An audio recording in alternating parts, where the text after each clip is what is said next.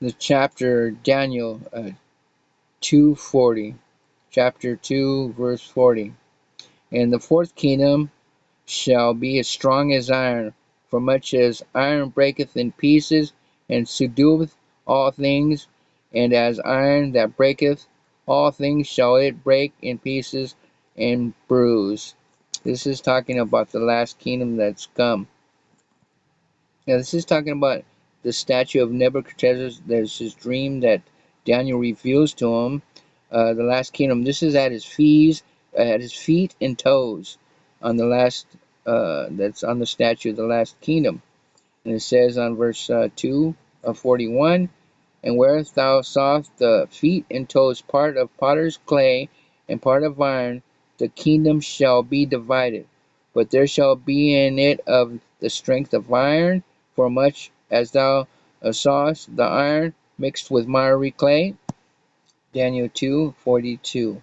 And as the toes of the feet were part of iron and part of clay, so the kingdom shall be partly strong and partly broken. Now the clays would be in this verse. It seems like there's a lot of interpretations, not interpretations, meanings. In other words, the clay and miry clay would be the strong church and foundation of the gospel and the word and the truth.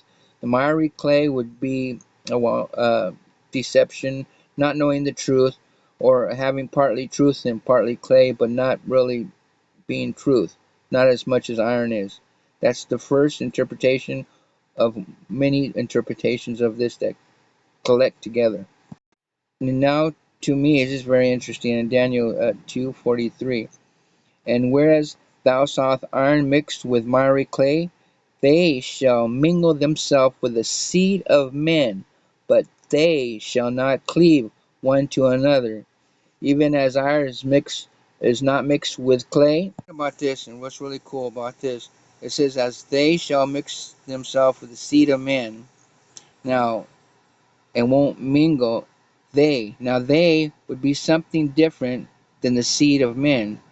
So they could be demonic, they could be alien entities, what they call transhumanism, whatever it is that mixes with the seed of men, it's they, which is not men, which I'm to believe. I think it's demonic aliens out there trying to mix the seed with men, the transhumanism. And why Satan would want to do that? Well, like in the days of Noah, he wanted to corrupt the whole human race, because that's why the flood came. And there was only 8 people that were pure in their genetics, and there would be nobody left that's in his image that he could forgive. And then Satan would have nothing. Well, there would be no humans left that would be in the image of God. And I think Satan is trying to do that and change our genetics so we're no longer in the image of God. So that they is not human. That they is something else than humans that are trying to mix themselves with the seed of men. And also has the meaning of they are trying to change the gospel, the truth, the light, and the foundation of man that God intended for man. That's the other meaning. That there's a lot of meanings that are true with that one meaning. So from that,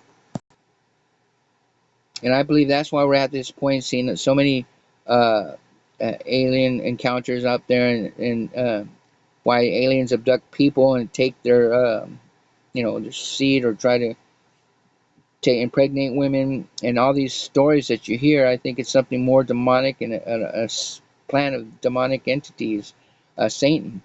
And it seems to me like that they're trying to manipulate the genetic species, so we're not no longer in the image of man.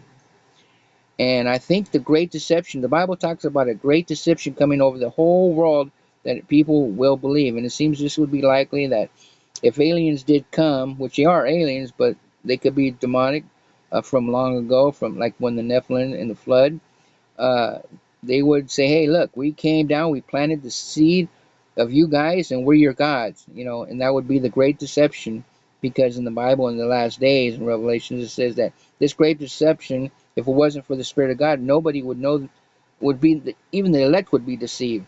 And I believe that's what's happening today with everything. And if they did come, they would say they planted us as a species, and people would believe it. But in these last days, Daniel 2:44, God says, "And in these days of these kings shall the God of heaven set up a kingdom which shall never be destroyed, and the kingdom shall not be left to another people, but it shall break into pieces and consume all these kingdoms, and it shall stand forever." That's God's kingdom.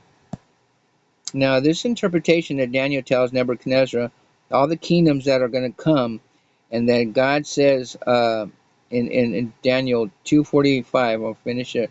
For as much as thou sawest that the stone was cut out of the mountain without hands, and that it breaketh in pieces the iron, the brass, the clay, and the silver, and the gold, and the great God hath made known to the king what shall come to pass hereafter, and the dream is certain, and the interpretation thereof is sure.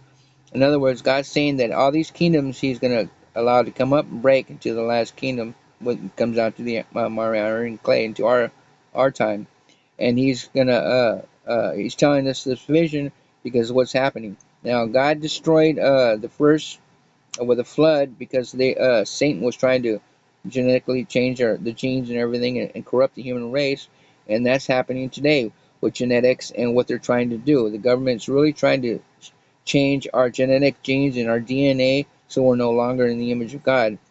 And with the seed, I really believe that Satan's trying to change the seed of man to have not a human race, but a divided demonic slash angelic race, so it can no longer be saved through the grace of God. So that's why people talk about the days of Noah. God, Jesus says, "In the days of Noah shall be the last days." Now, shall the days of Noah shall be the same in the last days of the days of Noah, something like that. But you know what I'm saying. Anyway, that's what I see, and that's what I read in Daniel.